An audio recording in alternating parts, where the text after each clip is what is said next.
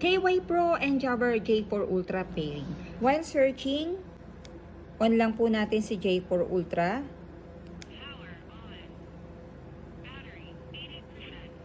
Then press the intercom button and the minus button. Just press the power button dito kay KY Pro.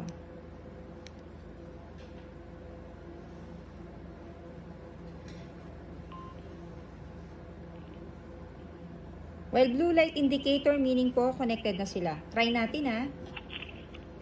Press mode. 1, 2, 3. 1, 2, 3. Test mode. Test mode. So, naririnig na tayo. At try naman natin to kay KY Pro.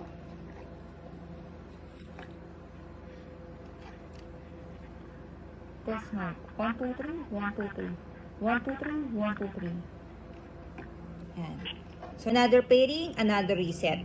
Kapag i-reset natin si KY Pro, from on button, just press the power button into 5 seconds until mag-double red light siya, meaning nag-reset na siya. So, ngayon po, naririnig natin. Test mic 1, 2, 3, 4. 1, 2, 3, 4. Test mic.